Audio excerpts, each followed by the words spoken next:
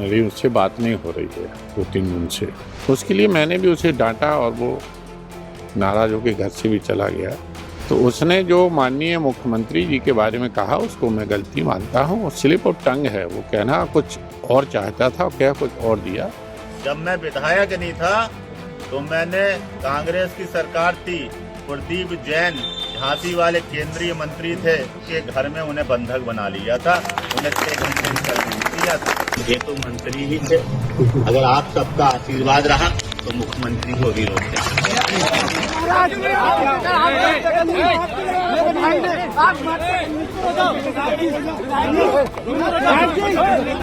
देखिए, मुझे तो पता नहीं है उसे क्या नोटिस मिला, ना अखबार में आया नोटिस में क्या है या मीडिया में आया और मिला कि नहीं मिला। मेरी उससे बात नहीं हो रही है 2-3 दिन से। भारतीय जनता पार्टी अनुशासित पार्टी है और हमेशा वो अनुशासन के तहत काम करती है। तो नोटिस दिया होगा तो नोटिस का जवाब विधायक जी देंगे। वो गलती की होगी तो वरिष्ठ नेताओं से माफ़ी मांगेंगे। अपने बुंदेलखंड में कहावत है ना, मूढ़ धर के पाँव पर है। यदि गलती होगी तो मूढ़ धर के पाँव पड़ेगा और नहीं होगी तो कहेगा मेरी गलती नहीं है, मैं जनता के लिए लड़ रहा हूँ। हाँ, मैं मानता हूँ स्लिप ऑफ टंग होती है। कभी कभी आदमी कहना कुछ चाहता है और निकल कुछ जाता है। तो उसने जो माननीय मुख्यमंत्री जी के बारे में कहा उसको मैं गलती मानता हूँ। स्लिप ऑफ टंग है, वो कहना कुछ और चाहता था और कह कुछ और दिया। उसके लिए मैंने भी उसे डांटा और वो नाराज़ होकर घर से भी चला गया। उसने गलती मानी कि वो कहना चाहता था कि हम माननीय मुख्यमंत्री जी को भी अपनी बात कहेंगे, ज्ञापन देंगे। क्योंकि बुंदेलखंड में पानी की भीषण समस्या बरसों से है। माननीय मोदी जी ने उस समस्या को जड़ से ख़त्म करने के लिए नमामि गंगे योजना के तहत 20,000 करोड़ हर घर में जल नल से पहुंचाने के लिए योजना बनाई। 6 साल हो गए, अभी तक हर घर में नहीं पहुंचा है। पहुंचा है, बहुत घरों में पहुंचा है, लेकिन हर घर में नहीं पहुंचा। दूसरा, जो हमारी सीसी सड़कें प्रधानों ने बड़ी मेहनत से बनाई थी वो उन्होंने खोद डाली। योजना पाइप डालने में खर्च हुआ 1 लाख और सीसी खोद डाली 10 लाख की। उसको वो आधुनिक टेक्निक से भी खोद सकते थे, ये हैम्पर से हथौड़े से नहीं तोड़ना चाहिए थी। आधुनिक तकनीक आई है कि उसमें मशीनों द्वारा एक जगह छेद किया जाता है, वहाँ से सीधी पाइपलाइन डाल दी जाती है, जैसे गैस पाइपलाइन शहरों में डाली गई है। क्या शहरों की सड़कें खुद ही गई हैं? नोटिस दिया गया क्या दोनों लोगों को दिया गया या एक लोगों को? हम बताया नहीं, क्या कहना चाहते हैं? मुझे पता नहीं, लेकिन समाधान सबके लिए बराबर है। तो क्या दोनों लोग समाधान उनके लिए भी लागू होता है, माननीय मंत्री जी के लिए, और समाधान विधायक जी के भी लागू होता है। यदि विधायक जी ने अनुशासनहीनता की है तो उन्हें नोटिस मिलना चाहिए, और मंत्री जी ने अनुशासनहीनता की है तो उनको भी नोटिस मिलना चाहिए। अपराध चाहे छोटा हो या बड़ा हो, FIR सब में होती है। अपराध FIR हत्या में भी होती है और थप्पड़ मारने में भी होती है, सजा भी अलग अलग होती है। तो अपराध मंत्री जी ने भी किया है। मैंने आज अखबार में पढ़ रहा था तो उन्होंने भी बयान दिया।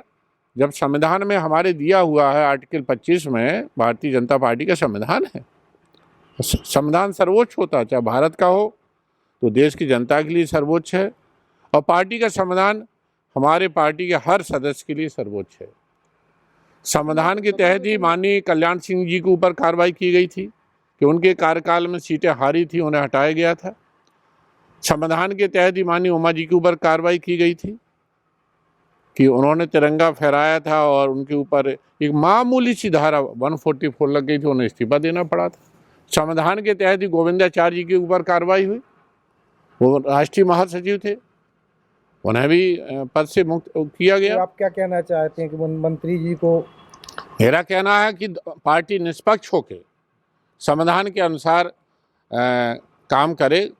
गुड्डू ने, विधायक ब्रिजभूषण राजपूत ने यदि अनुशासनहीनता की है तो उसे नोटिस दिया गया, ऐसा मैंने अखबारों में सुना है, मैंने देखा नहीं, मीडिया के द्वारा एक खबर आई है। मेरी उससे बात होती नहीं तो उसने भी नहीं बताया।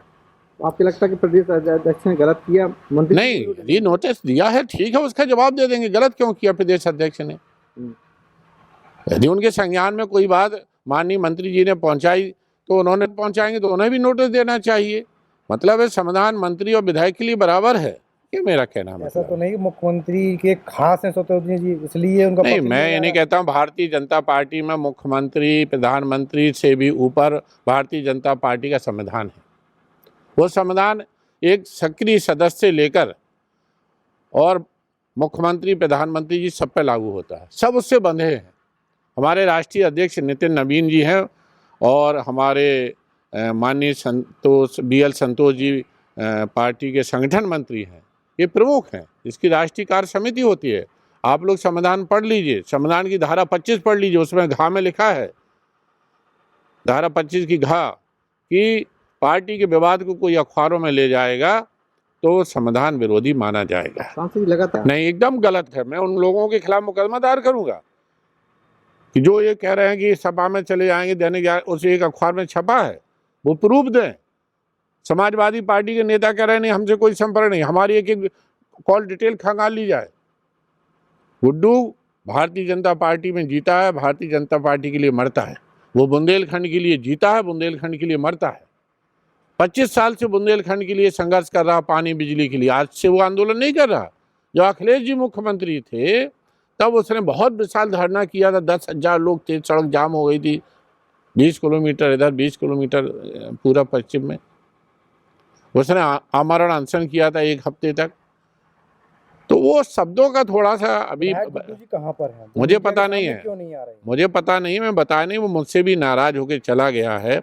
मैंने भी उसे डांटा था। माननीय मुख्यमंत्री जी हमारे श्रद्धेय हैं, हम उनसे, मैं पिता होने के नाते भी जो शब्द गुड्डू ने कहा उसके लिए मैं क्षमा चाहता हूँ। सांसद जी, आप सोशल मीडिया पर बहुत कुछ लिखते हैं और थोड़ी बार मिटा देते हैं, ऐसा क्यों बार बार कर रहे हैं आप सोशल मीडिया पर लगातार पोस्ट डालते हैं, उसके बाद कुछ देर बाद उसको डिलीट कर देते हैं, ऐसा क्यों? क्या जरूरत क्या है? हमने संदेश दे दिया, खत्म होगी बात।